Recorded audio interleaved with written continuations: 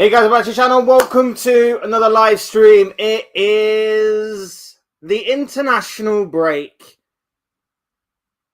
Going by very slowly. What it is. And I'm kind of happy the international break is here, especially as a Liverpool fan, with the way that things left off against Man City.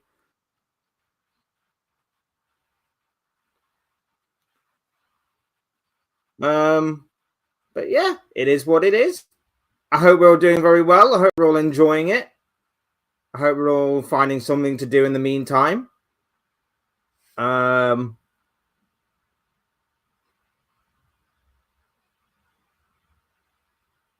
hope we're all doing good. Let me know in the chat where you're watching from today. Let me know what you're up to this international break. Are you actually looking forward to any of the on this week? What are we up to? Let me know. All of that good stuff. And of course, talk some football with me. Past few days, I've been on this rant against the PGMOL. I've been going up against like Howard Webb. I kind of want to just talk some football today. If you want to talk about the offside stuff, let's talk about the offside stuff, of course. If you want to talk about anything else, of course, let's talk about it. But yeah, mainly I want to talk about Liverpool because I feel like this has been a conversation that needs to be addressed, especially on this channel. I've not really spoke about it since my reaction to the game on Sunday, but we are going to be talking about it.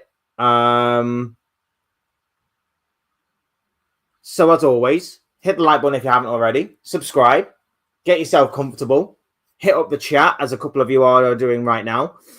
And let's have some fun, shall we? Well, it's not really going to be fun for Liverpool fans because we're going to be talking about, you know, how much of a horrible season it's been so far for the Reds. But that's what we're here for, talk football. Win, lose or draw. We never hide. We never shy away. We are here regardless, and we talk football. But of course, if you want to talk about whatever you want to talk about, that's what the international break and these shows are for. Remember, these shows are as much your shows as they are mine. So let's get into it. Big up Jordan, who was here earlier. I hope you're still here, bro. If not, that's cool. It says, yo, bro, check out my community post and comment. Yeah, I will do, bro. Don't worry. I'll check it out after this stream, my dude. But yes, I certainly will do. Like I say, guys, go and subscribe to Jordan's channel. Doing some great stuff over there. I'm sure there's something for everybody. So go and show some love and support to Sir Jordan. Big up Reluctant Gamer is in the building. How you doing, bro? Hope you're doing well. Reluctant Gamer, of course, a Newcastle fan. We're both kind of in the same position, bro.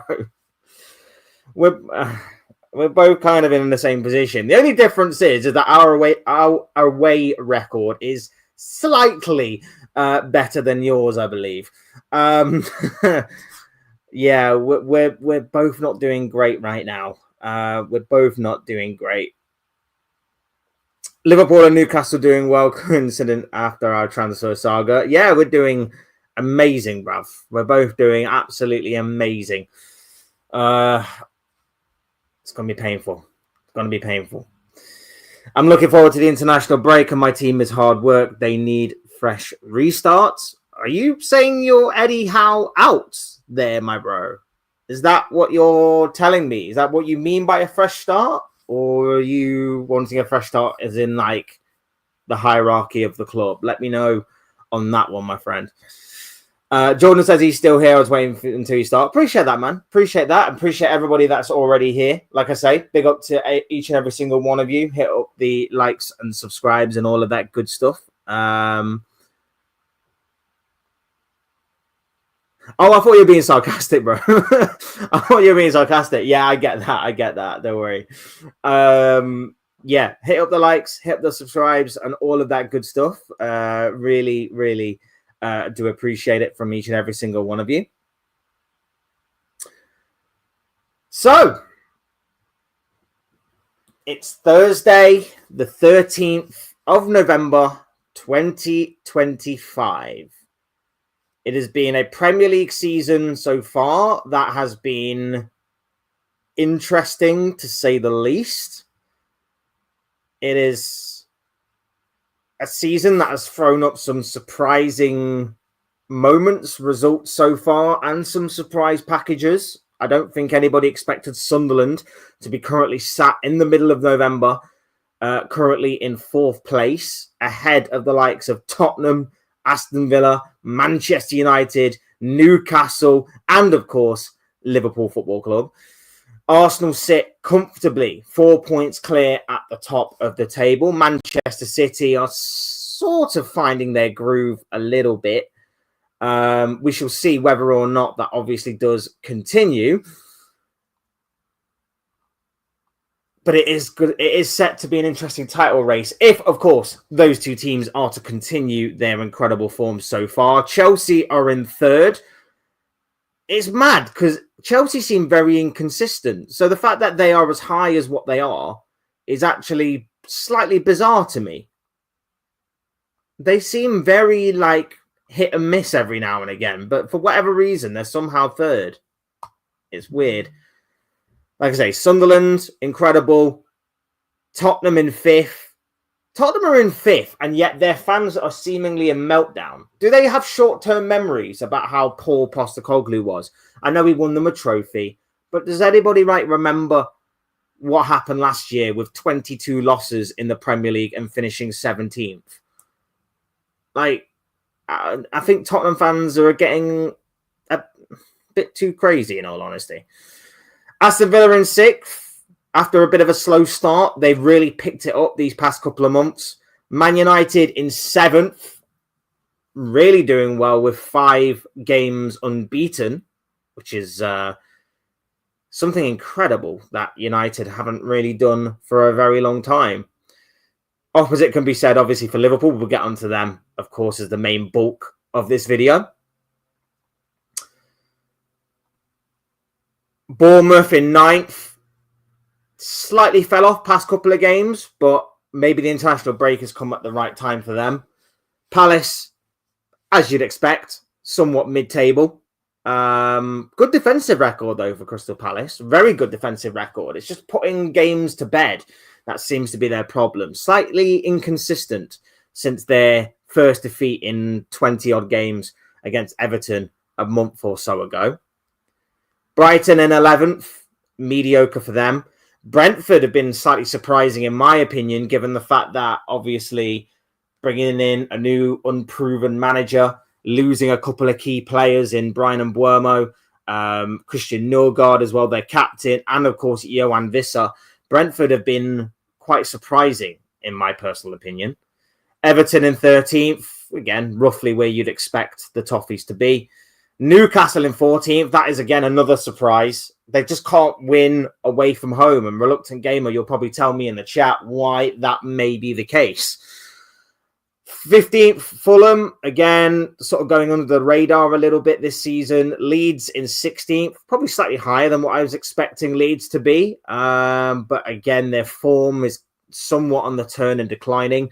Burnley are certainly higher than where I put them to be. They're already on 10 points for this season, so somewhat respectable for the relegation battlers. And then, of course, you come to West Ham in 18th. Picked up a couple of good wins, though. Back-to-back wins on the bounce for Nuno Espirito Santo's side. So maybe the tides are turning with West Ham, but obviously we wait and see if that actually is the case.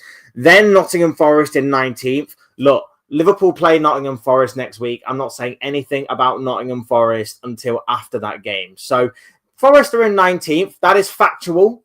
We'll leave it at that.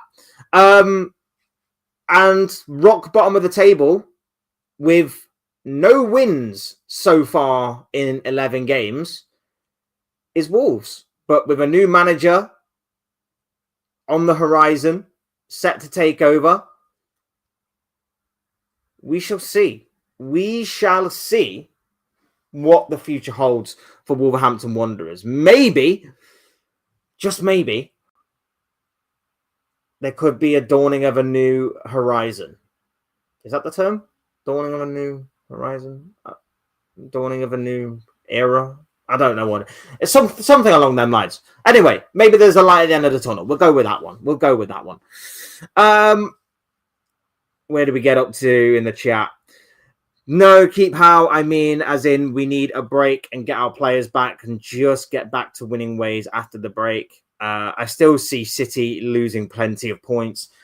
Yeah, I mean, I'm sure there's going to be points won and lost between now and the end of the season. I'm still going with Arsenal. I mean, obviously, I did go with Liverpool at the beginning of the season to win the league, but seeing as though we can't do much right now in terms of be consistent, I feel like it's going to be Arsenal's year.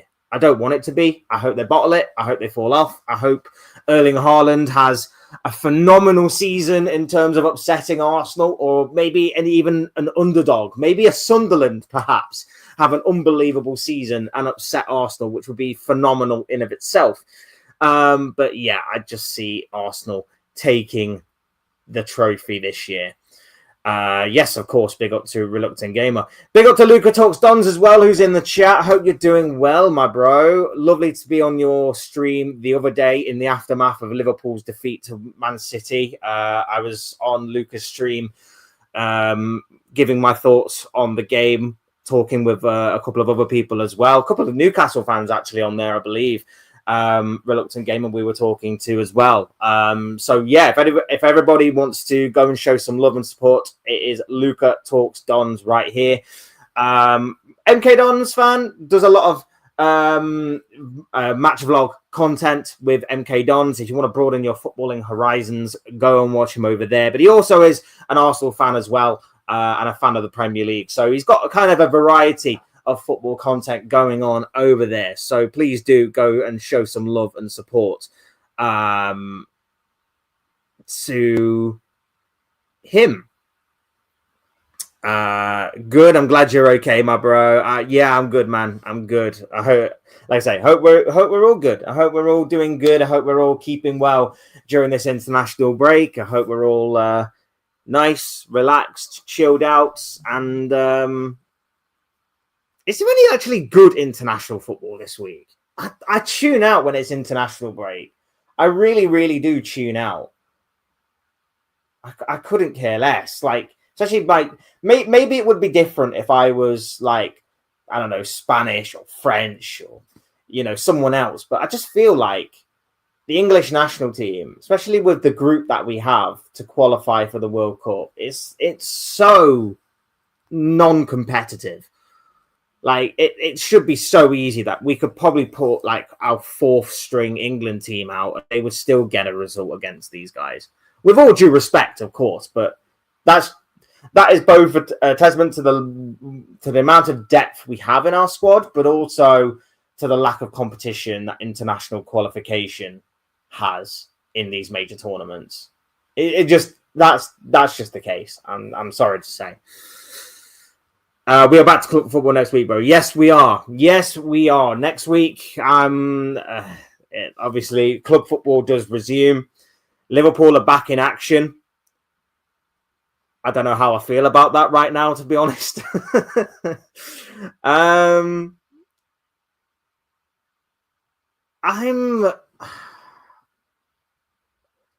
Sunday's game was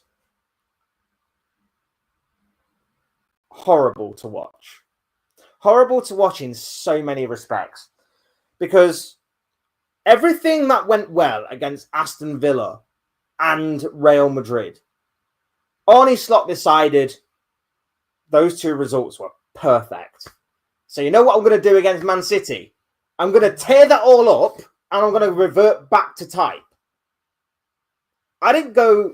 I looked at it the completely wrong way in my match reaction. I thought at the time, all Arne Slot did wrong on Sunday was the Isak thing.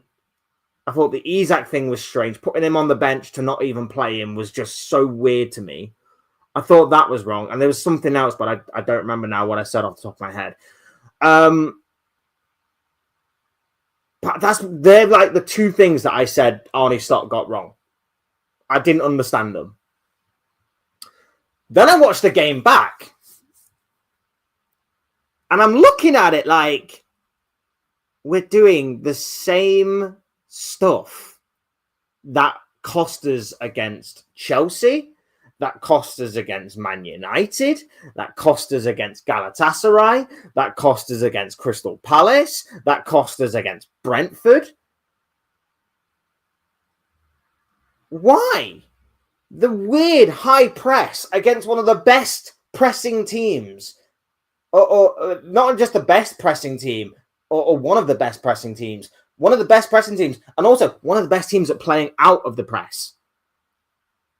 We tried to do that. Rather than do what we did last season against City, or what we did against Real Madrid, we decided, let's press these guys. But there was no press. And City made it look even worse than no press by just pinging the ball around us. It was just like, it was like pinball. Honestly, it was genuinely, City was so good, it was like pinball. It was just, the ball was going everywhere, and we were just stood there looking really confused and bamboozled, and we were like, I give up. I genuinely give up. I genuinely give up. Like, there is absolutely nothing we can do against this team. I don't understand why Slot did that. It made genuinely no sense to me.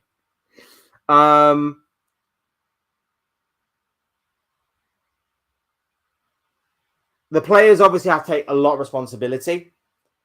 The players couldn't pass from A to B. Our build-up play was essentially coming through Ibrahima Konate, which is a dangerous sign in of itself, because Konate can't be trusted with the ball at his feet. He can't be trusted with defending right now either, but City was so easy and quick to identify how to play against us. When Van Dijk has the ball, close him down so he can't ping the ball with his diagonals to Salah or to Wirtz or whoever. When Konate has the ball, just let him have the ball, because the guy is going to get the ball and he's going to panic. Konate is going to get the ball and he's going to look up. He's going to look at a bunch of players who are being marked, and he's going to panic. And then he'll either kick the ball out for a throw-in, go for a long ball over the top, which will go through to Donnarumma, or he'll try to dribble with it, which 9 times out of 10 will lead to him losing the ball, and then City can spring the counter-attack. That is exactly what City did time and time and time and time again. And it's because no one in that midfield decided to step up. We didn't have a ball carrier in that midfield. We don't have a ball carrier in the majority of areas on the pitch as it is. It was just a complete shambles, to be honest with you. City executed their game plan to perfection, and we had no answer to it. We couldn't do anything on the day. That was right. We genuinely couldn't. And then the one thing we actually did do right was the corner, Van Dijk's header, and it was a perfectly legit goal. I don't care what anyone said. Like, that is a perfectly legit goal that should have been allowed to stand. That Virgil van Dijk header should have been allowed to stand. Now, it's not the be-all, and I can't stress it. I feel like I've said this every single day this week. Can't stress enough. It's not the be-all and end-all reason as to why Liverpool lost.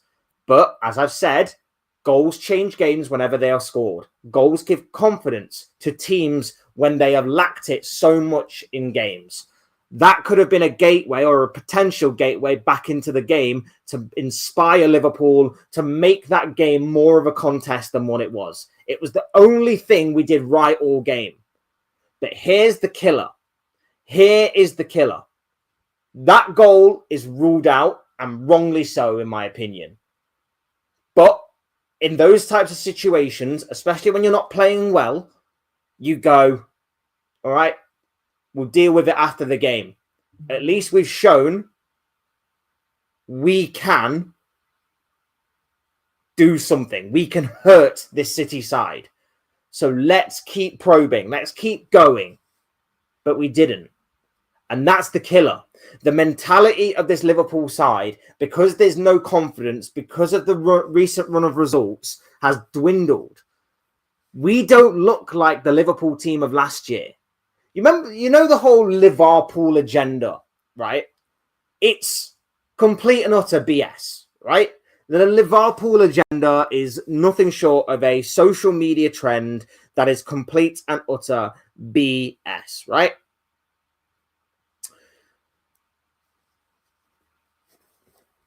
But at the same time, right, at the same time, last season, there were a number of things that went against Liverpool, right?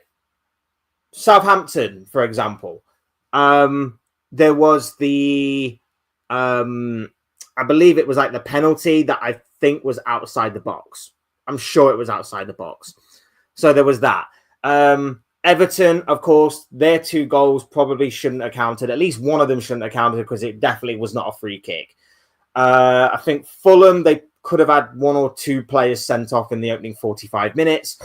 Stuff like that, right?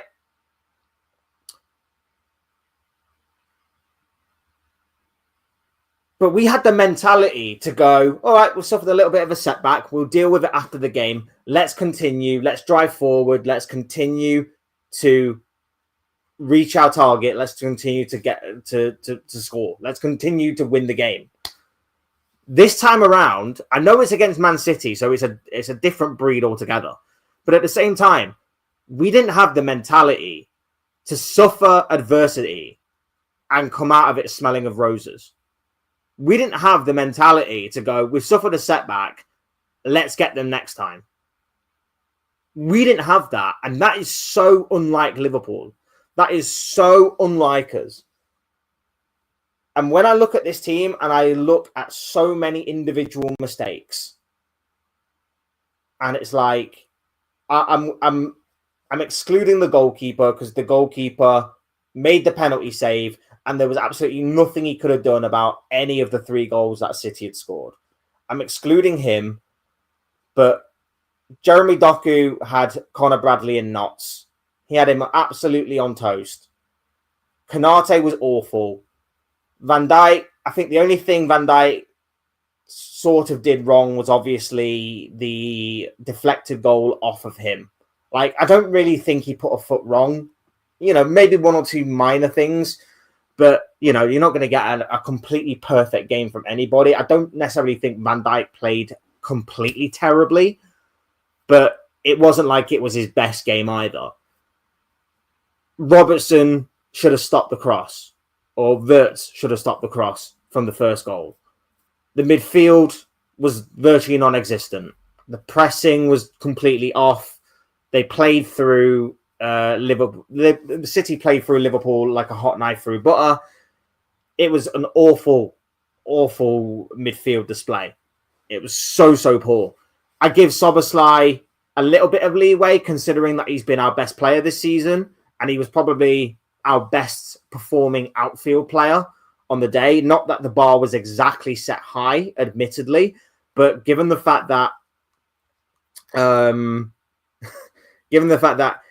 he had our only shot on target, and not only that, he was also the only one that looked like he wanted to do something when he got on the ball. He kind of, by default, sort of moves up to our best outfield performer on the day. Mo Salah got locked up by Nico O'Reilly. Florian Wirtz, again, you could maybe argue Florian Wirtz did try. There was a few moments where he tries to play a ball through, and he had a few nearly moments again. But again, there was nothing definitive. I don't understand why he continues to persist with Wirtz being the false number 9 if he takes Ekitike off. You had Chiesa and Isak on the bench that you could have used for the front man, but you decided to use neither instead. So what the hell is the point of that?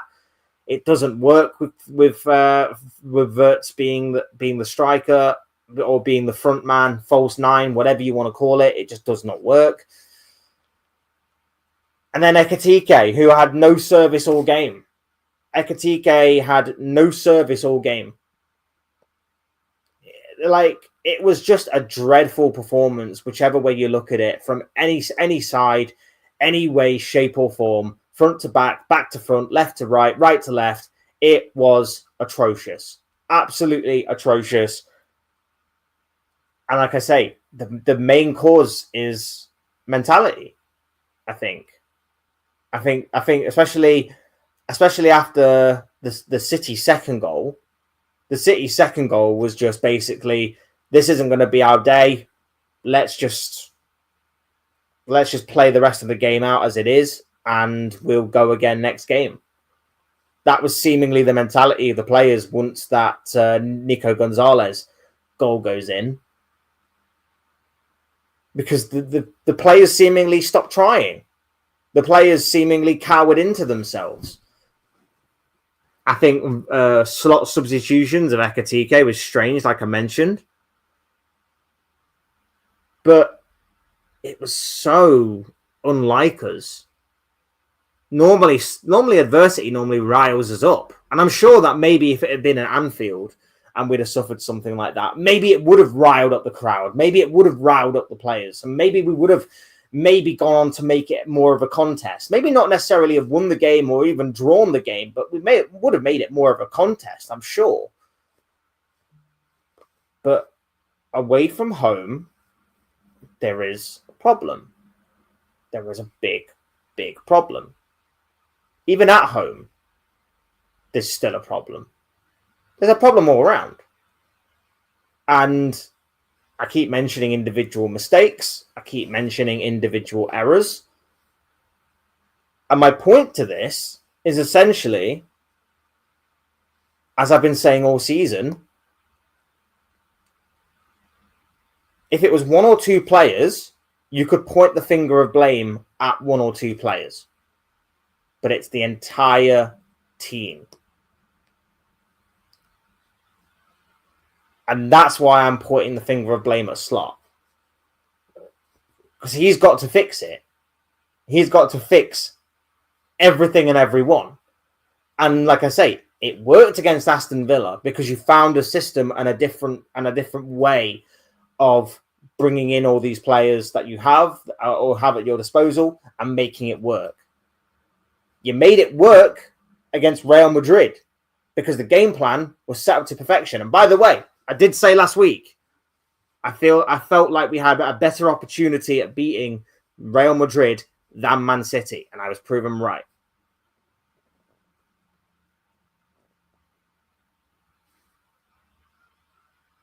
I'm just here questioning why Slot reverted back to type for Man City. Why? I'm not saying the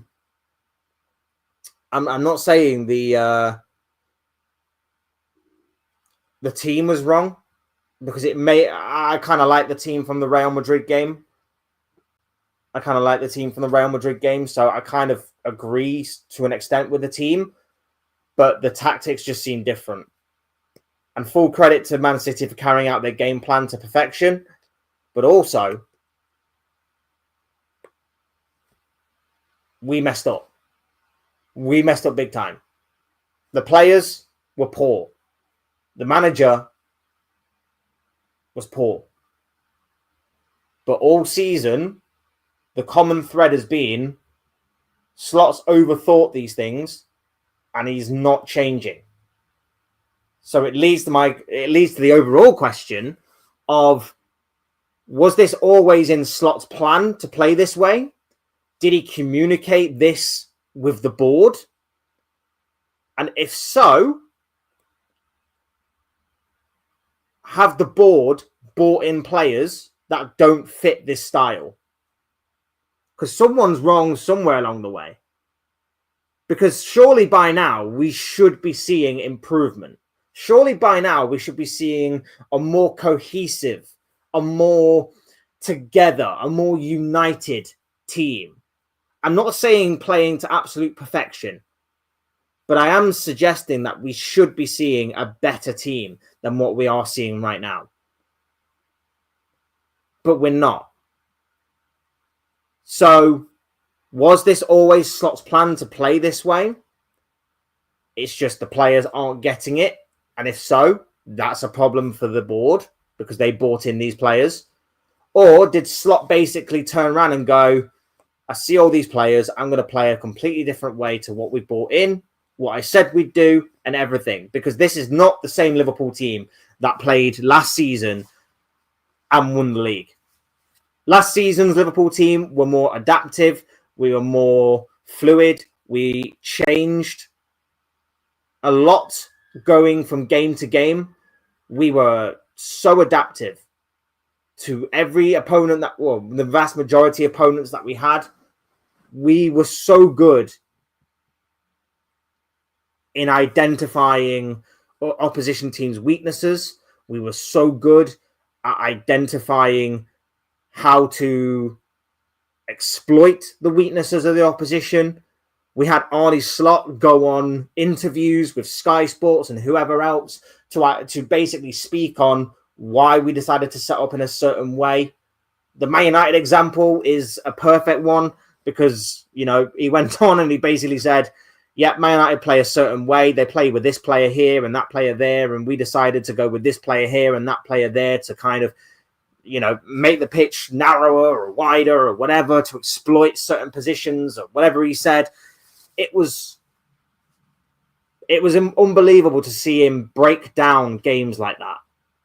And now we are not seeing that. If anything, we are seeing the opposite, where he's breaking down our game in public and saying our weaknesses, our problems. And guess what? Man City didn't go long ball on Sunday. Man City didn't rely on set pieces on Sunday. Man City beat us by just playing football and playing football around us. The work rate, the energy, the pressing of this team was absolutely non-existent. Facts, I agree. There isn't any press from us. 100% agree.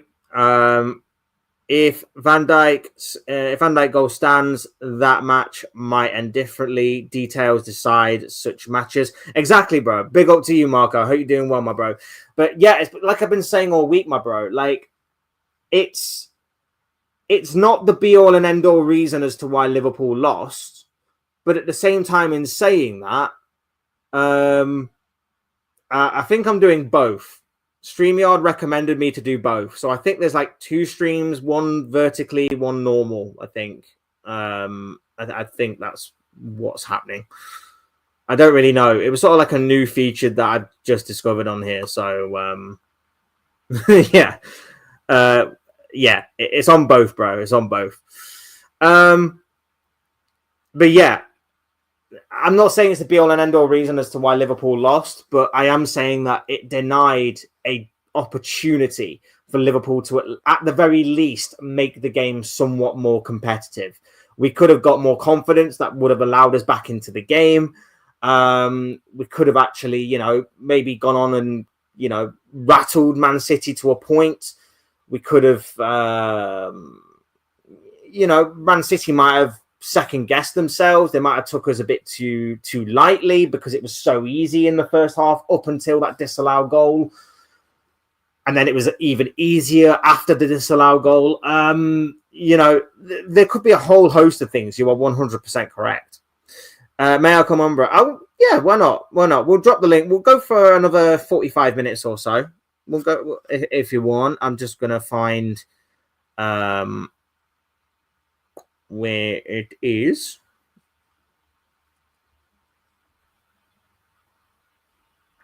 Just drop this.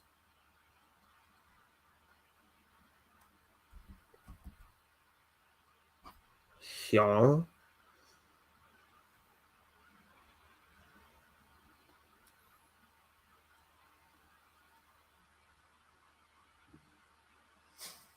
Yeah, we'll drop that in there. If anybody wants to come on, not just Jordan, but anybody wants to come on for the next 45 minutes or so, we can certainly do that. Because I've rambled on a lot. So, Sweden boss Graham Parr on Alexander Isak. I spoke to him and he is doing well. He has no problems. He's fit and available for selection. Well, hopefully that stays that way beyond the international break. It's new to me that Graham Potter is a Sweden boss now. That's mad. It is bizarre, isn't it? It is somewhat bizarre. But stranger things have happened. But yeah, it's maybe international football will do him some good. Maybe some managers are just better at international football than they are at club football. Who knows? At this point, just get Heitinger back immediately in the staff. He has just been fired after a short stint, and he'd be very well might have been that important link last season. I did allude to in an earlier stream. I did allude to the fact that Heitinger leaves, and suddenly Liverpool are not looking that great. I said it as a bit of a joke. Said it as a bit of a joke. But yeah, I said it at the time, and yeah, I don't know. Maybe we'll get him back. Maybe we will. Jordan says this doesn't look like us like last season. You're talking facts. Yeah, I mean it's obvious. It's obvious to see, isn't it? Joining me right now, though, by the way, is the man himself. It is Jordan. Have you joined? We'll do it this way. There we go. How you doing, big man? I'm good, man. I'm good. Good. Just Been a while listening to since you. together. Man. Yeah, man. I'm good, Yeah, man. Really, man. So we'll Yeah. start off then with the City game. Mm-hmm. What's your reaction to that game? Hey, look, man. I don't know what's going on, man. Last minute, you see Ernest Klopp playing Jurgen Klopp, playing style, winning us the league. As I said, man, this season, man, getting these players in, it just, I don't know, man, losing games. I'm surprised because if Jurgen Klopp was coaching us, I think this would have never happened to us at this moment. Look at us right now at eighth at this moment, and Arsenal is looking down at us and look. Liverpool, champions of the Premier League at eighth position. Look, man, I don't know what's gonna go on, man. And as I said, man, losing games, right? Palace twice, right? In the Prem, in the Carabao Cup, lose to Galatasaray. Good thing we beat Eintracht Frankfurt, man. Indeed, and beat the Aston Villa as well. But I don't know what's going on with us, man. We need to get ourselves back on track, man, and get ourselves out of that mess in eighth position at this moment, man. Because for us, man, the players them not stepping up. Well, big up to Hugo Ekitike, no doubt. He's on a different level, no doubt. So I'm really happy for him as well to join us and scoring that goals. And we need more from him after international break. Yeah, I couldn't agree more. Couldn't agree more. It's dread. It's just a completely different story to last season, man. A completely different story to last season. And what you were saying there is absolutely spot on. I couldn't agree more. Just on Sunday, though, what do you think was different in comparison to, say, the Aston Villa game or the Real Madrid game? As to what do you think it was? Was it just the players? Was it just City being completely better than us? Or was it something tactical, you reckon, that made us seem like a completely different team to the ones that absolutely dominated and battered both Aston Villa and Real Madrid? Well, man, as I said, man, last season before I come on the panel, before you drop the link, look, man, we beat Man City last season 2-0, and I don't know what's going on this season and out. This is not Liverpool. We know we lost Diego Jota, I know, but we need to just get ourselves start winning games. We cannot be losing games and conceding games and look, man, we know, man, everyone wants the coach out, yeah. Indeed, because at this rate, man, we facing Man City, we know it looks to me like they're back right now at this moment. Look at Doku, look at Haaland, look at Gonzalez for Man City. It looks to me like Man City really take this game seriously. in his hands against us. Like last season, he didn't, but we did take it serious and beat them, and now he take it very serious. He remember the defeat that we gave them, and revenge can get you against us, but we will soon beat them. But the rotation, man, I don't have any problem with the rotation, but the tactics, I said, man, look, man, I don't know what Arne Slot is doing, man. He don't know, man. He either he's go to either do he's playing his part. We know we're not his former club, but he's trying to do that. But we need to start winning games. That's the only thing. If we want to win game, big teams, and I really want to really retain our title. Look at this rate, with us playing like this, we're not going to retain our title. We're not going to say we're going to defend our crown. There's other team looking to really take it from us. Look at Arsenal. They look like they're going to take it from us. We go left from our yard and field to their yard at the Emirates Stadium at this moment because they're flying high with Eze, and we need to get ourselves back where we should be on the porch. But how should we get there? We have to win our games. We have to see if City will drop points. Big up to Arsenal. I'm not sure if because they keep on winning. Because if I said they're gonna drop points, they're gonna win their games. And you know when they have Victor Gyökeres in their squad, Martin Subamendi, Eze, Arsenal doesn't stop scoring goals and winning games. But I want to see City drop points. And for me, man, I want to see my club move from eighth upwards. I don't want to go to championship. I want to remain in the Premier League. I want to watch my club play in the Prem. And if we do that, defend our title, let's go again season next year for 26-27 season. Because I'm happy. But Salah is not Salah. You see him, next minute you don't see him. I don't know what's going on.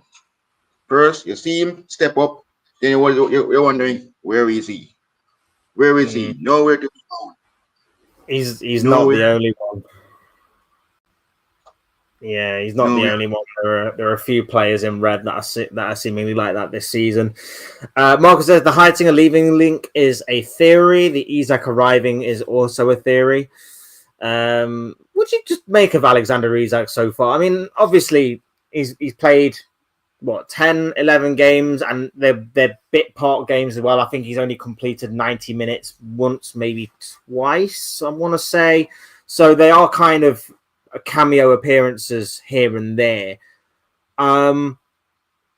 What do you make of Isak? Like, do you see, for example, when we come back and face Nottingham Forest, is that Ekatike's game or is that Isak's game to start? We have to find out come next week when we face them because right now, at this moment, I know that Isak doesn't have any training yet, but I understand. You're giving gaming time, plenty some gaming time. I understand. Yes, all of us understand. But Ekitike, man, since he joined us, man, this guy just flying high scoring goals against Bournemouth. This player just, I think he's gonna be elite, man. He's gonna really be our top talisman up top. So Isak, man, I don't have any problem with Isak, but I need him to have some preseason training. That's the only thing I'm really worried about him right now to have some training, despite he didn't train. And with his former club, Newcastle United saga with him, I really want him to have some training with his new teammate. I don't have any problem for him to play few games for us, despite you not seeing him scoring goals. But I want to see him get to his normal self and ready again for the new season after this season finishing May. So looking forward to see what Isak will do. But I'm very, very proud of him joining my club.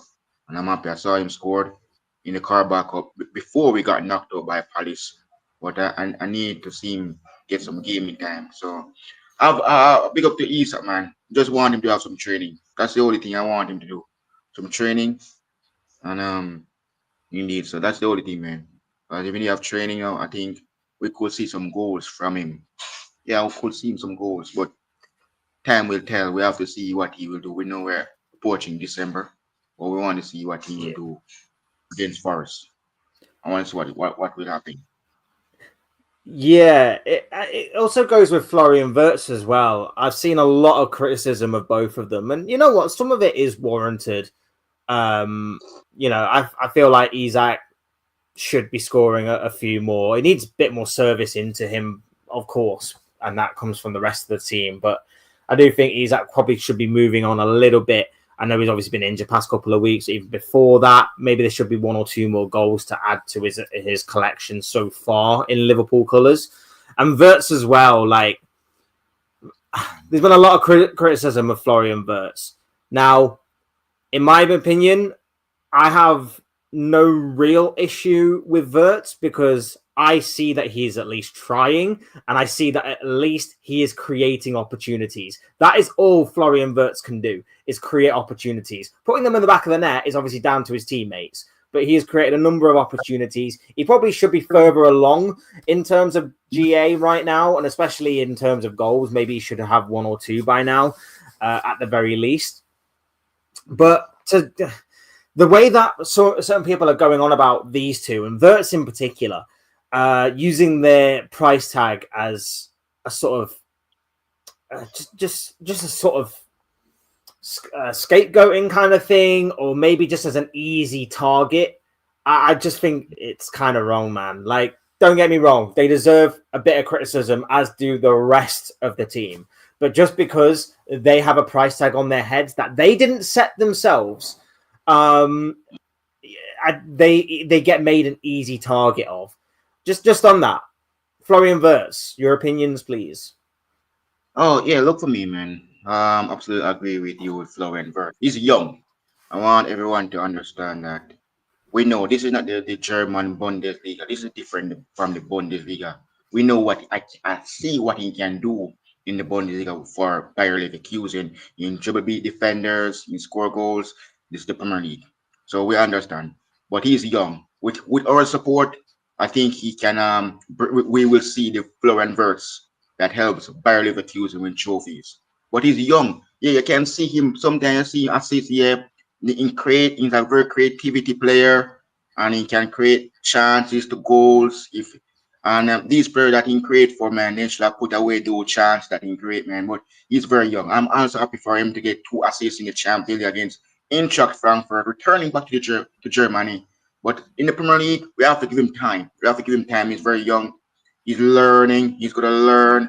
And after this season, you'll be surprised what he can do when in the 26-27 season begins. After the World Cup next year. So Florian Wirtz, man, give him time. I think we need to give him time, and you will see what he's good at free kicks. I saw them. He's very good at free kicks, but Dominic is only the one stepping up. But I think Florian Wirtz will come up with something special, but we have to give him time. He's very young. I think I'm not sure. He's probably 20-something years old, but time, you have to give him time. Look, we got players. Look at when we got Cody Gakpo. Look, Cody Gakpo never scored goals until after now. You see how fast he really adjust the team, and look how quick he score goals. So if we give him time, Florian Wirtz, that can happen as well. So I think we should give Florian time. But I'm really happy what he's doing in the field. He's creating chances and linking up play with Salah, Dam, McAllister, Ekitike, and Gakpo. But time will tell. Just give him time, and you will see what he can do. I agree. Like, especially because I heard Gary Neville especially talking about it this week, and talking about him especially. And I think some of the criticism is fair, like I mentioned before, but I also think he's been a bit of an easy target. It's a team that isn't gelling together, is not fully working together. It's not a well-oiled machine so far. And Florian Wirtz, it's not been through lack of trying, like I say. He should probably have 1 or 2 more assists or goals and assists on his record than what he currently has. But yeah, I agree with you. Time will tell with Florian Wirtz, but I think in the end, he will come good. Marco says, did Liverpool lose 5 from their last 6? Before the Aston Villa game, we lost 6 from our last 7. So, yeah, not exactly a record we're particularly proud of, my friend. It's shocking how many penalties Haaland misses. And the other day for Norway, he missed 1, got to retake it and missed again. Missed against Liverpool again. Weird for such a good striker to miss penalties, especially with a striker who's got the shot power of Pro Evolution Soccer Adriano from PES 6, I believe. With the amount of shot power he has, you would imagine that if he absolutely rocketed it down the middle, even the strongest of goalkeepers would probably be hit with such force that it would probably take both the goalkeeper and the ball over the line with him. So, yeah, I kind of agree with you somewhat on that one. Slotball, big up to you, my friend. Glad to have you here. He says, I keep seeing Slot is going to get sacked. What is your overall opinion on Arnie Slot? There is a sort of growing debate, as Slotball alludes to here, over slot in, slot out. So where are you kind of with it right now? Are you still somewhat on the fence? Are you sort of leaning towards one or the other? Whereabouts are you with seeing how Arnie Slot has conducted himself this season? Honest Slot. For me, man, at this rate, for us as Liverpool fans, we cannot make decision for our board for the FSG Michael Edwards. So if we lose against Forest, it's gonna be the board decision to either sack him or give him another year left. Look at Ruben Amorim from Man United. He nearly got sacked. Look who saved him. Save him. Man United. I don't know why they saved him, but yeah. But for us, man, we need. If honestly, for us, man, look, man. If we lose, it's gonna. We cannot. For us, we cannot make any decision for our board. It's them gonna make it. They're the owner. It's them hire managers. Well, honest, like, man, I absolutely agree with him in the chat, man. Hope seeing Slot gonna get sacked. Well, yeah, 5 games to save us. Starting next week against Forest. So you have to save us. You have to get us out of that mess comes next week. And also I'm happy, man, that Federico Chiesa also you reject Italy, so that means they can get some gaming time. Because I really want to see him play get some gaming time for us. And really, I need to see my club out of 8th position. That is not looking good for us. Seeing a team that has 20 titles. We need to get ourselves back. We need to get ourselves on the ready. We have to have a champion. We know we lost a player, yeah. But we need to act like a champion. And Van Dijk is doing well as well, but Slot needs to do something before before we got the breaking news the next day that Arne Slot is being sacked by Liverpool. He have 5 games to save us. Time is running out on him. Well, for us as Liverpool fan, we're okay. We're okay, but it's time is running out on him. We're fine. We're fine. It's our club. But Slot time is running, man. You have to save us. 5 games. If he lose this, I don't know how much time he has left, but he needs to save us. 5 games left for him to save us, man. I want to see what he can do. Yeah, I mean, the upside for Slot is that our next 5 games do look more favourable. We have come out of, to be slightly fair to him, we have just come out of a period of games where they have been pretty tough. You know, Aston Villa tough, Real Madrid, of course, City. Even before that, Crystal Palace is no easy place to fight for points for. United, we know that they turn up against Liverpool because of the rivalry and the history there. Chelsea, again, there's rivalry in history, so that was always going to be a tough place to go as well. I will give him a slight bit of slack in terms of we have come out of a pretty difficult and awkward run, but these next few games, they are favourable. Going into December, we of course come back next week against Nottingham Forest. Then we have PSV in the Champions League, both home games, by the way. So that's a bonus. We're both playing at home against Forest and PSV in the Premier League and the Champions League. Then we have West Ham away from home the following Sunday. A midweek Premier League game then takes place against Sunderland on the 3rd of December.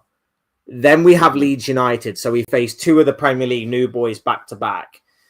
Then we have Inter away in the Champions League. Now that's going to be awkward because Italian clubs and Liverpool don't tend to mix well in recent Champions League history. Napoli still give me nightmares. Not much. Inter Liverpool. Everyone's looking forward to Argentina's battle of McAllister and Lautaro. That is going to be time battle. Indeed, man. But, it's going to be fiery, I can tell you that. After the Inter game, Brighton, we know that even though Brighton are kind of inconsistent a little bit this season, we know that they obviously can spring a good performance out of nowhere. Then we have Tottenham away from home. Now, Tottenham's home form is poor, but who knows by then? Who knows exactly what's going to be going off with Tottenham by then? Then we face Wolves the day after Boxing Day. And then the 1st of January to kick off the new year, we take on Leeds again. So it's a favourable run of games until that point. We take on Fulham as well on the 4th of January, although I think the FA Cup is probably going to be somewhere in that week. So I don't exactly know when the FA Cup would be the 3rd round, but I know it was somewhere there. So there may be a bit of shuffling with the fixtures at that point. But it is a pretty favourable run against bottom half teams. Sunderland and Spurs, the exceptions. I just worry that I'm not confident. That's my thing. I'm not entirely. Maybe it's just the cautious person I am, but I'm not entirely confident going into the vast majority of these games. Even Forest, I should be confident going into Forest. I should be confident going into Leeds, but I'm not. Is that just me, or are you feeling any sort of similar sort of vibe here? Yeah, that's right. I agree. I absolutely agree, man. Leeds, man. We know someone very well. Former Evertonian in Dominic Calvert-Lewin. He knows us very well. Facing Leeds. We have to really keep him silent indeed. Yeah, we know Sunderland as well. Sunderland coming up as well December 3rd, as I said, man. Grant Xhaka playing against us once again. He knows us very well indeed. But these tough games coming up again as well. Wolves, as I said, man, they don't have lots of Matheus Cunha or Pedro Neto anymore. But for me, man, and Spurs, right? The scums.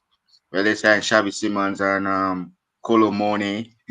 But Colomone not getting in the game in time for Spurs. And Mohamed Kudus. We have to also watch out for him as well, So when we face Spurs, we just keep a close eye on the Ghana international, Mohamed Kudus.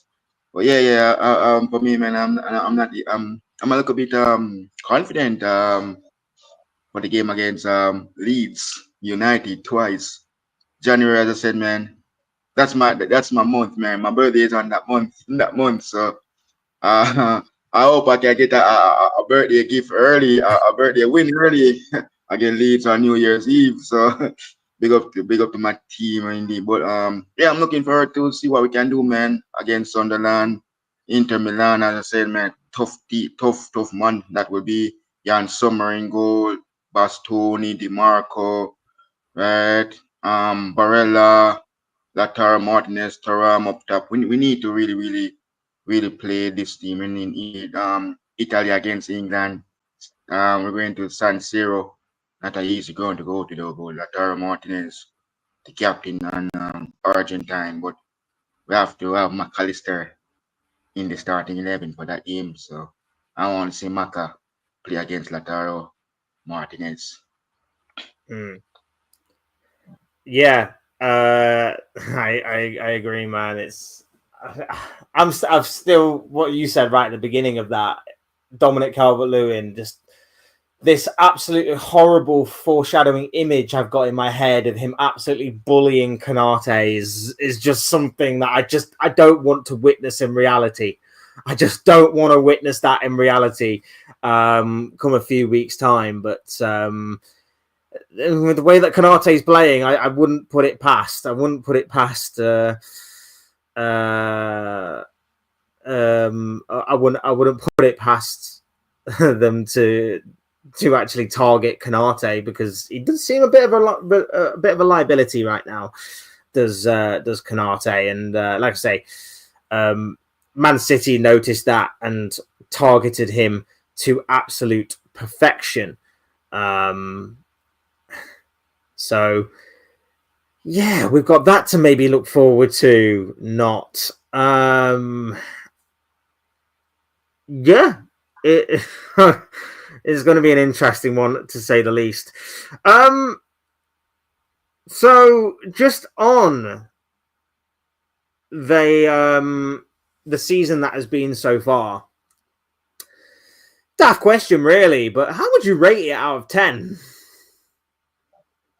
Fair enough for me, man. I'm going with 9. 9? Because at this rate, man, look, man. I want to see Liverpool from last season, but I'm not seeing that right now. I don't know when I'm gonna see that. Probably we have to wait until something special coming out of probably from Yuko Ekitike or Alexander Isak, maybe. Probably Salah, because he's like a ghost. Next minute you see him stepping up, next minute he's got him disappearing. I think the only somebody could probably see him as a ghost, probably Virgil van Dijk or captain. Big up to him. Because we need goals from him. Yeah, he's scoring goals, yeah, multiple goals, breaking records. But we want that Salah back, man. We need that Salah back. I need to see Salah. That's more Mohamed Salah, man. I need to see him. He loves to score goals against City, love to cut in, love to do what kind of skills he want to do. We're not having a problem for him to do his skills, but we need him to score some goals. And right now at this 8th, I know he's probably saying, we're at 8th. We need Salah. We need Salah. We need something from him. If we really want to book ourselves back into the Champions League back again, we need Salah. I don't want Europa League. I don't want Conference League. For me, I love to watch Champions League. I want to watch my club in the Champions League. I don't want to watch. It's get a matter of money. I want Salah to help us. After international break, I want to see Salah score goals against Forest. I want to probably, if we want to drop 3 or 4 on Forest, I don't have any problem, because we need to win. I mean, know that this Salah is trying to want to keep his job to coaching us same way. Well, if he want to keep his job, beat Forest then. Let's beat Forest. Let's win our games. And then you will keep your job. But if we keep on losing, you're completely out. Yeah. I mean, like I say, I'm kind of on the whole. I'm not exactly on Slot's side right now. But that isn't to say that I hope he can't turn it around. I want him to prove me wrong. I want him to turn it around. Of course I do. The problem that I'm having, and the problem that I'm not seeing, is him be consistent with it. I want him to make all these changes. And then he went and did. He made those changes. That's why we beat Aston Villa. That's why we beat Real Madrid. And then he reverted back to type against Man City. And that's why I said, after Aston Villa and after Madrid, don't get ahead of yourselves, because it could all come crashing down within an instant. And it did. So I'm with you on that. I'm hoping that he can turn it around, but he's got a lot to prove. Big up Marco. At least Newcastle stopped saying Walter Messi is better. They are shocking now. It's an interesting debate to have with Newcastle. I think maybe as part of maybe some international content, maybe I could have a look at Newcastle and maybe do a video on them or something. But it is a very interesting topic to discuss, because of obviously what has happened in the summer and how it's obviously led to this moment where they're in a position where they can't simply win away from home. And it does seem like teams have somewhat found them out a little bit, but they are certainly an interesting case. Red Rebellion, big up to you, my friend. Lovely to have you here with us. Hope you're doing well. The same internet fans who were holding the club to ransom to give Salah and Virgil contract extensions, which has backfired big time, are now slot out. I mean, the Salah and Virgil van Dijk contract extensions obviously were ones that everybody wanted to give them. And only now, in hindsight, are people turning against those contract extensions because everyone's like, oh, well, I saw in hindsight that actually wasn't a great idea. At the time, everybody wanted to give them contract extensions, which was right. The problem is that I just think Slot is now trying to play a system which doesn't suit the players. That's just my take on it. Because there's too much change. There's too much change at such a short amount of time, which is why Liverpool look chalk and cheese in comparison to the side that won the league last season. They want to have their cake and eat it. Bread, buttered sides. Yeah, well, perhaps these internet fans need to look into the mirror to see who the actual problem is and why the club is backing Slot. I mean, you make an interesting case. Like I say, I don't think anybody is blameless here. I genuinely don't think anybody is blameless here. I think everybody has to take a slice of the blame. But I don't know. Like, the way that I see it is that if it's one or two individual players, you can base it on those players. I just see it as the whole team's not performing, and it's the opposite. There's one or two individuals that are playing very well. I think Dominic Szoboszlai, for example, has been our player of the season. So therefore, I'm kind of going, well, the root cause then is the manager, is the head coach. I don't know. What's your take on what Red Rebellion's saying right here, bro? I'm speaking facts, man. Salah Van Der. Look, man, this is Salah right now. Salah has led us to win trophies. Champions League, number 6. Premier League, Salah. Everything has been around Salah at this moment. Look, man, Salah signed contract, and now he extended his contract. Van Dijk, great leader, taking the captaincy from after Jordan Henderson left us. Now he's at Brentford. Big up to Henderson as well. And yeah, indeed, Dominic Szoboszlai, man, this Hungarian guy. We know he's not a Steven Gerrard, but he can score goals like Steven Gerrard does. Look at the free kick against Arsenal. That's world class. That's goal is the goal of the year. Well, the goal of the season, should I put it as? God, that's right. No chance for David Raya to save that. He's keeping on scoring free kick. Look at the assists against Real Madrid to McAllister. Fantastic. Dom is dominant, man. This player just been scoring goals.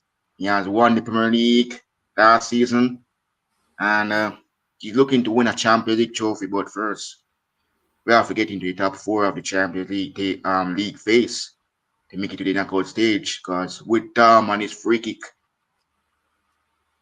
I think we can go all the way to win the Champions League.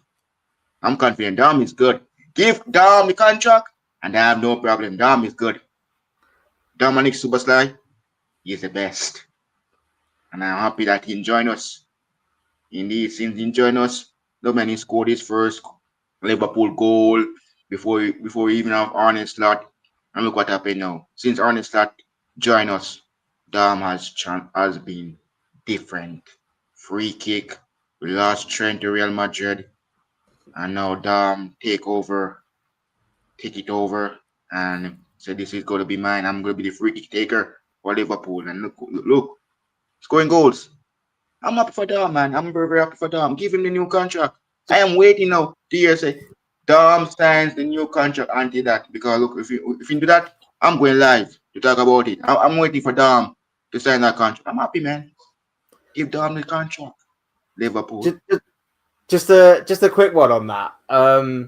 Something that I thought about the other day. Could he potentially be future Liverpool captain after Van Dijk goes? That's a great idea. Just That just throwing it out there. I was thinking about that as well, because the Dom is doing a very fantastic job in midfield. Despite in create chances, in get the assist. We know he's not Trent Alexander-Arnold, but I think he could be the next captain for sure. Mm. Van Dijk is getting older, he's in age. We know, look, man, we lost Henderson, and we gave it to Van Dijk now. If Van Dijk left, for me, I think it's gonna be the Dom. I don't have any problem, man. Give it to Dom, man, because Dom is the captain as well for his country, Hungary. So Yeah. I don't Yeah, have any very true. problem for him to coach, to be captain for my club, Liverpool. Look at Van Dijk, he's the captain for my club and he's the captain for Dutch. So give Dom the captain band, man, if Van Dijk leave. So we yeah, you have the captain band for his country and the captain band for us. But yeah, man, give Dom the captain band. I don't have any problem. I rate it. He's, I rate it highly. he's like a leader. He's like a leader, man. Despite he's like a leader. And I think he will absolutely help Florian Wirtz more. Kirkes. Well, Kirkes. I think he will be talking with him, his country teammate at our club, Frimpong. But yeah, Dom should be the captain for us for sure. I'm happy for him, man. I really, really do, man. Taking number 8, Steven Gerrard, legendary number 8. Big up to Dom. Lovely stuff. Yeah, I completely agree. Remy Bowen continues to say, because the club knew giving Virgil and Mo massive pay rises could backfire badly, and then the children will cry. Any decision you make as a football club could backfire. That's why Liverpool paid so much money for Isak and Wirtz, right? Because the risk and the reward, well, the reward could have potentially outweighed the risk. At the same time, the risk could have outweighed the reward. Like any decision you make in football, obviously they'll matter in terms of size. For example, buying a 125, 30 million striker, buying a 100 million playmaker, that is going to be a massive risk in of itself. So everybody that makes any decision in life, in football, anything, there's always going to be a risk. But after the seasons that both Mo and Virgil had last season, it was a no-brainer to think that they were going to continue to perform at that sort of level. Maybe there would be a slight decline, but I don't think anybody was expecting this level of decline. So it's not, and also it's not about, in your words, children will cry. If my club can't make the right decisions, it doesn't matter whether I agree with it or not. If they can eventually justify it, for example, if they sacked Slot tomorrow and I was completely slot in, right, and they replaced him with a manager that I didn't like, but eventually that manager took that team and went, right, we're this season going to win the Champions League, and they do. Or they managed to somehow overcome that 8-point deficit against Arsenal and they actually win the Premier League. Am I going to sit here and still be angry that they got rid of Slot? No, I'm going to go, my club did the right thing. I didn't see it at the time, but they did the right thing. If they'd have got rid of Salah and they'd have got rid of Van Dijk and they basically just said, like, look, I know it's not going to be a popular decision, but we're with them every day. We are training with them. We're doing medical stuff with them every single day. We know that they are on a decline that we don't think is justifiable to what they want. I won't be happy with it, but if they were getting replacements for those players that end up justifying their initial actions, I'll turn around to them and go, you know what? You were right. You were right all along. It's not about necessarily making fans happy in the moment. It's more so about justifying the decisions and having it work out in the long run. A lot of people weren't happy about Arne Slot being appointed to begin with. A lot of people wanted Ruben Amorim. A lot of people wanted Xabi Alonso. A lot of people hadn't even heard of Arne Slot before he arrived at Liverpool. And look what happened in his first season, man. He won the Premier League. So it's not necessarily about decisions that are popular.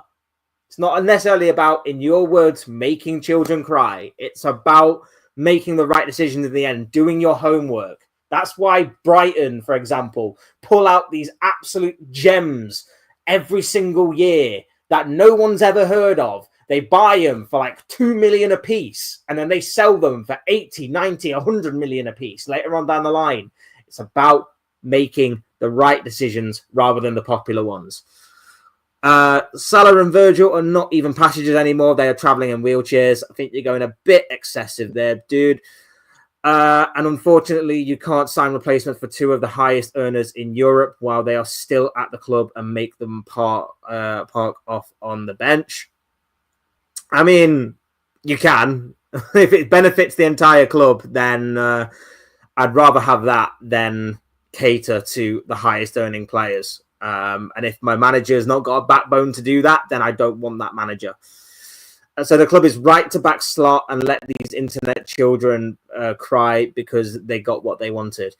Again, it's about decisions, bro. It's about making the right decisions. And if they choose to back slot because they see the bigger picture that I'm not currently seeing right now, then fine. Or a lot of other people that are kind of in the slot out camp.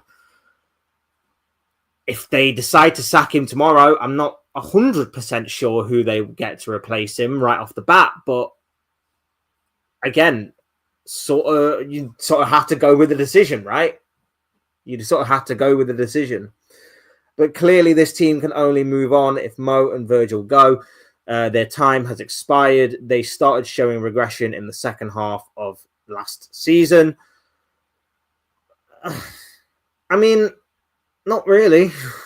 Not really. Like once the final 4 games of the season, everybody just slowed down, didn't play to the best of their ability.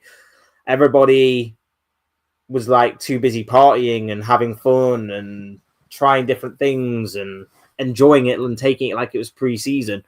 No one really, you could maybe say after PSG, there was some slight tweaking to the tactics that I think made things a little bit awkward at times. But yeah, I wouldn't say there was definite signs of regression from either of them, especially not Van Dijk anyway. Salah's goal record, I think, and assists started slowing down just a little bit in comparison to the rest of the season.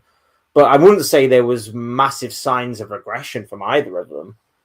And Salah was still creating a number of opportunities that just weren't being put away by the likes of Nunez, by the likes of Diaz, Gakpo, whoever. So I wouldn't say there was massive signs of regression. So I don't know if you're speaking from a position of hindsight there, my friend. I'm not 100% sure if you're just speaking from a position of hindsight. So final question then, Jordan. Yeah, man. The Premier League title race. Yeah. Are Liverpool still in it? Or is it a top 4 battle and have to put our eggs in the Champions League / FA Cup basket for this year? For me right now, I know we're in November today. Today's the 13th of November, man. As I said, man, our coach have 5 games left to save us. I heard Arsenal fans that says they're not counting us out of the title race. And I absolutely agree with big up to Mel, as well as a fellow Arsenal fan like my friend Josh. They're not gonna count those out, but yeah, I know that we need to see what happens after international break. I want to see Ekitike scoring goals again.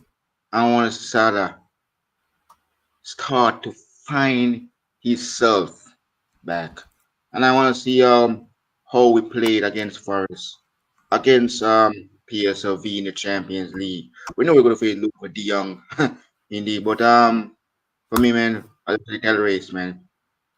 I want to win trophies, but it's not going to be every time we're going to say we're going to win trophies.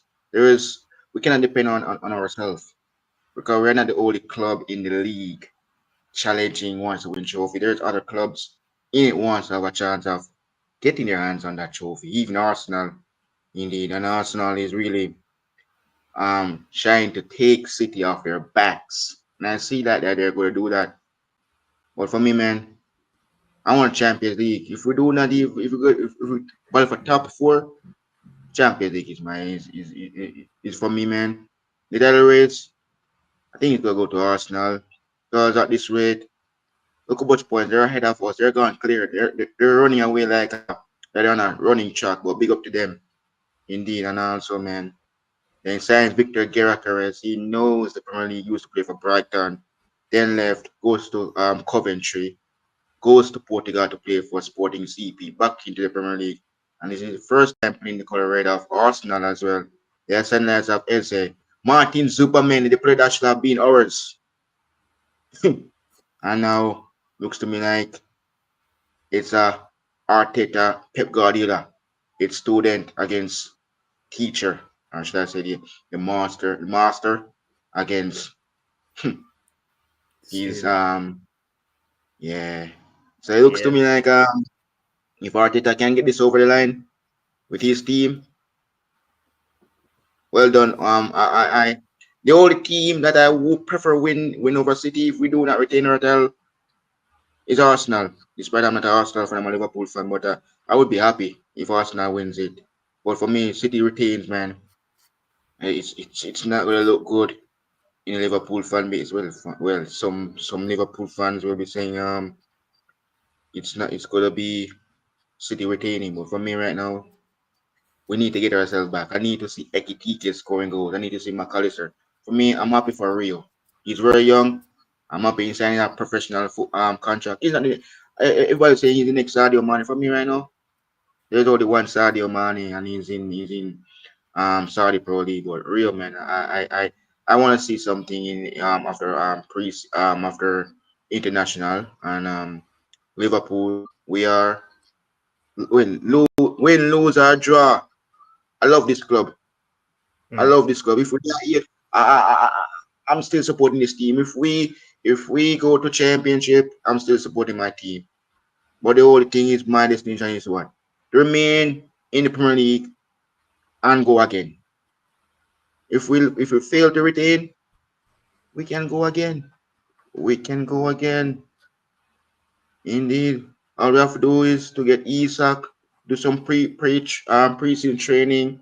We have to get Giovanni to do pre-season training as well. We need to get these players pre-season training. And as I said, man, Florian Wirtz, you will surprise to see what he can do, but you will have to see what's gonna be next with this German player. But I think for me, I want 3 points at home against Forest, against Sean Dyche, Nottingham Forest, and play PSV and have a great Christmas holiday and look forward to the new season, to New Year's, and see what we can do.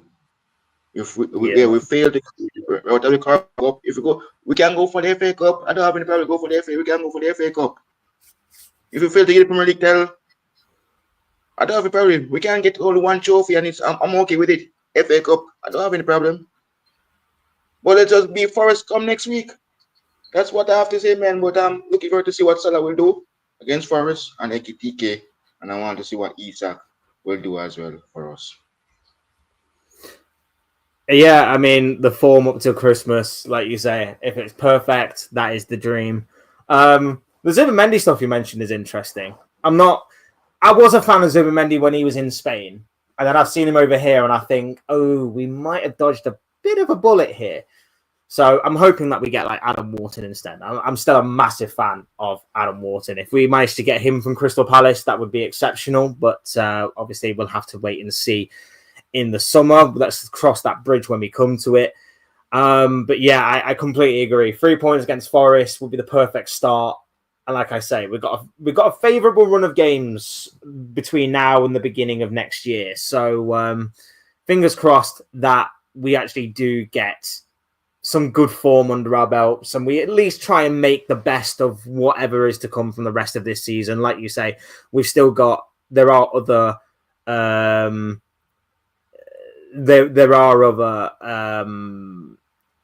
competitions that are still available to us. There are still other things that are still available. So we shall see.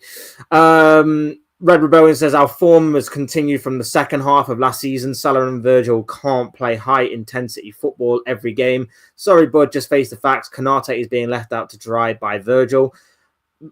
And we must be watching two different Liverpools, bro. I'm not saying there hasn't been regression or at least obvious. Not obvious. What's the word? At least a little regression from Salah and Virgil, considering that, of course, they are getting older. Okay, I'm not denying that. But to simply scapegoat them, just simply because they are the highest earning players in the team, when you consider everybody else around them, and not only that as well, but let's face it, if this has been a problem since the second half of last season, that's a problem then that the players just aren't adapting to the style of play. And the style of play is down to the manager. So you not kind of see how you're really ruining your own argument there.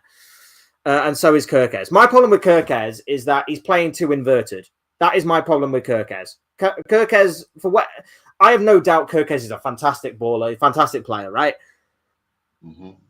But please, Arnie Slot, for God's sake, his main positive and great assets are his wand of a left foot, great crossing ability, and his energy to get up and down that left-hand side. Stop playing him inverted. It just doesn't work, bro. It just doesn't work. What makes Gakpo kind of good is that he likes to cut in on his right foot. So if you've got someone that likes to cut in on his right foot, use the one down the outside to give either Gakpo an option to play in or use as a distraction to take the ball inside. Exactly. Am I simplifying it way too much? I don't know. I generally don't know if I'm simplifying it way too much. Well, no, absolutely agree. You're speaking facts here, man. Speaking facts. Well, what is going on, man? What is going on? I don't get it, bruv. I don't get that bit. It's strange to me. I've also dropped Jordan's Jordan's channel in the chat. So go and follow my man Jordan. He's on the road to 2.3k. Is that right there in the little chat thing there? So do go show some love and support to my brother Jordan over on his channel. Red Rebellion says that Zubamendi, who had a couple of good games and bullied in the rest. I think he's another one that's got to get used to the physicality of the Premier League, but I think Arsenal have probably got another good player there. I'm just looking at it as someone who's more competent and more of a safe bet in Adam Wharton. If we manage to bring him in, I'd be happy. I'd be happy with Adam Wharton. So we shall see. That comment, I absolutely agree with that comment as well, man. Look, Arsenal have Martin Odegaard. I think Martin Zubamendi. Martin Odegaard used to play for Real Sociedad. I think he will get some really help. I'm fun, but I'm very I really see what Zubamendi did with that volley. Excellent volley. Big up to Martin Zub. That volley. That volley is just unbelievable. You just fly like a plane directly to goal. Don't miss, just zil in. Excellent one. And also, man, he should have a hat trick in that game as well that Arsenal played in. But the real reason why they're at the top of the standings, man, is because of what, man? One player, and big up to David Raya. He's the only one Arsenal have, and look where they are. With that, look at this rate right now, despite their conceding, and look, Arsenal, man, the guys have excellent defenders, Saliba, Gabriel Magalhaes. The guys are cooking, man. The guys are doing an excellent job, man. Indeed. But look, for me, man, if Arsenal win this game, if Arsenal win the Premier League, I have to say, man, big up to Josh from Chuguna. This will be his first. I think this will be his first Premier League trophy as a Arsenal fan, and I'm really happy for what a club he's supporting as well, and backing his team that is very good. Indeed. We have our bantering sometime when we reach down to rivalries. Well, when we're not playing each other, man. Arsenal is just Arsenal, man. Big up to everyone, Arsenal fans, man. You guys deserve to be at the top of the standings. The last time that I saw you guys was at the top of the standings. The guy was there for a while. And what happens after Man City take you guys down? We take you guys down. And look what happens now. Look what happens. The guy finished second, and look for me. If we finish second, the guy will say, "Oh, Arsenal will say, oh, well, our time now." So well done, man. Well done, well done. You have Eze, Zubamendi, Victor Gyökeres. The guys looks to me like you're really serious about this thing. It's early, guys. It's early, Arsenal fans. Christmas don't even come yet. New Year don't even come yet. But keep winning games, keep winning games, keep winning your Premier League games, keep winning your Champions League games until we meet. When we meet, probably the guy will be saying, "Oh, it's time for." Well, the guy probably will beat us. Go on. I'm happy, man. But well, man, big up to David Rhea. Big up to David Rhea, man. Absolute. He is the next Manuel. Well, they will be saying he's the next Manuel Neuer. That means Spain Manuel Neuer. So he's not the German Manuel Neuer. But big up to David Rhea. Big up to David Rhea. Big up to David Rhea. You know who Manuel Neuer is, right? That maybe. I mean, he's probably on form at least. Probably the best goalkeeper in the Premier League right now. But yeah, I wouldn't go that far as to compare Manuel Neuer. That guy was on podium for Ballon d'Or, bro. If Arsenal win this Premier League, therefore goes tell David Rhea thanks, because he keeps them. If them can't see, if them losing games, he's keeping them. He's keeping them. They're scoring they're scoring goals from corner kicks. That was amazing. They have found a good consistency. They also make song for that as well. Corner kicks, corners. Wow.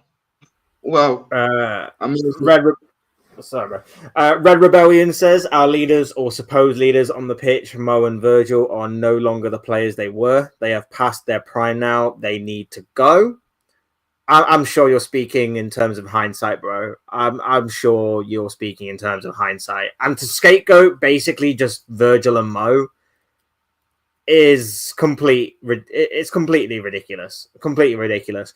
I didn't even address like the end bit of your previous comment where you basically said Konate is being left hung out to dry by Van Dijk. If you genuinely believe that, you've not been watching Liverpool games, bro. If you've been watching Konate has been making mistake after mistake after mistake after mistake after mistake after mistake. And Van Dijk's been having to play the part of two defenders because he needs to cover not only his stuff, but also the stuff of Konate as well.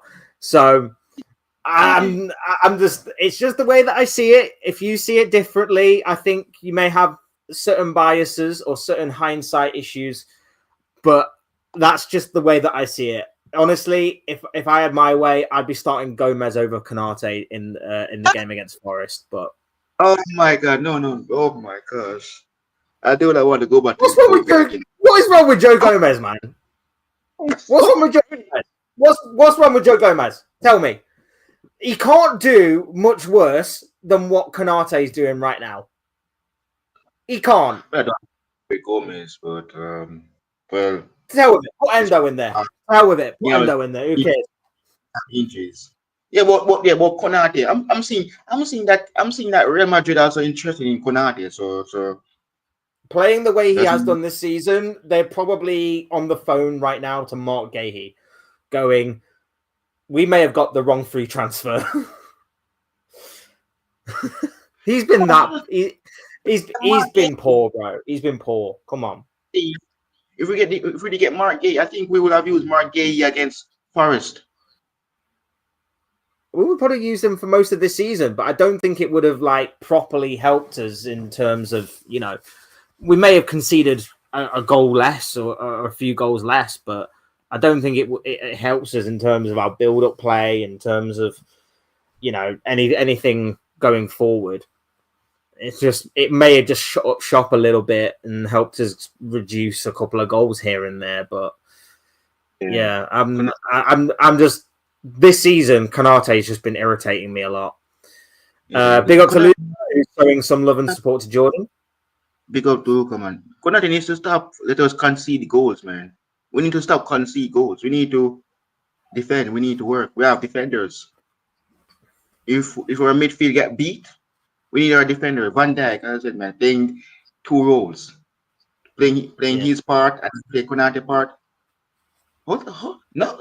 We need to see what could happen next. Because if we don't have Van Dijk, who's gonna help us? We need a defender. We need a CB.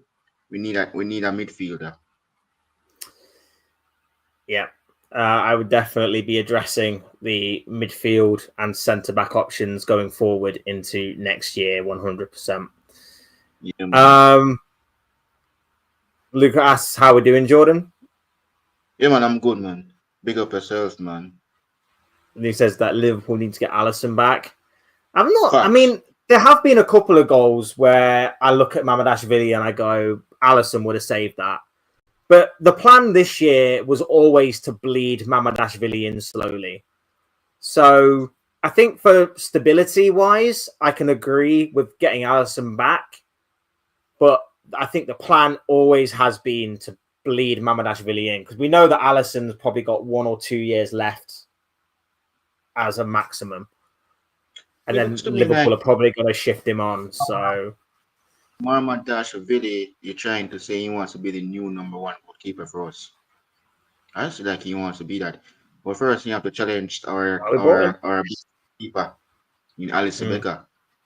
But yes, Alisson Becker contract. Yes, if it gets expired, Mamardashvili. Really, man. I know he's young, getting beaten every twice, but this goalkeeper is a penalty shot stopper. Well, I've got confidence. Mamardashvili is going to be great. I've got confidence. I don't think he'll probably be Alisson level, because I don't think many goalkeepers are Alisson level, in my opinion. But I think Mamardashvili will be a solid enough goalkeeper that I think will be somewhere along the way of being one of the best in the Premier League, at least. Not the best in the world like what I believe Alisson is, but I think Mamardashvili will be a very, very good goalkeeper, one of the best in the Premier League. So I think that will eventually happen. He's not there yet, of course, but I have no doubts that Mamardashvili will become that. Andre says, "Hi guys, big up to yourself, my bro. Glad to have you here, my friend. Always good to have you here." And we're going to wrap it up there, guys. We're going to wrap it up. We've been going for just over 1.5 hours. Big up to Jordan. Thank you for being here, my bro. Lovely to chat to you as always. Go and subscribe to Jordan's channel. It's in the chat somewhere. I'll add it to the pin section. That one. There we go. It's now in the pin chat. It will be as well. I'll put it in the comments as well down below. When the video is fit, when the live stream is over. Big up to everybody that's been here. Thank you to everybody that's hit the like button and subscribe. Please continue to do so if you're still watching or if you're watching on repeat. Big up to Jordan for being here. Absolutely awesome to have you here, my friend. As always, thank you everybody for watching. Thank you everybody for listening. Thank you everybody for taking time out your day to watch us ramble about football. Hopefully next time we do this, it's a bit more positive, bit more uplifting about Liverpool, because it's been a bit doom and gloom and a bit negative around here, especially with all these L's that we're taking right now. But taking these L's, it looks to me like they're red. Indeed, if you check it, then we've got more L's than a Welsh village, bro. Honestly, it's terrible. But yeah, hopefully it's a bit more uplifting next time. Hopefully. But But yeah, thank you to everybody that's been here. Hit the like button if you haven't already. Subscribe if you're new. Both things will always be greatly appreciated. Hit up the comment section as well with anything that we discussed in this live stream or anything that you want to talk about for future videos and live streams as well. It is the international break after all, people. So anything that you guys want to talk about, let me know down below. And yeah, thanks everybody that contributed in the chat. Big up to each and every single one of you for being here, whether it be for all the time that we've been live or only for the short time. Either way, great to hear, great to see you, great to talk to you. Absolutely awesome from each and every single one of you. I've been Fletch. This has been another Fletch Talks live stream, and I will soon speak to you all again soon in another video or live stream or whatever it may be. Cheers, guys. Thanks everyone for watching. Take care. Enjoy the rest of your day, and I'll speak to you all again very soon. Peace.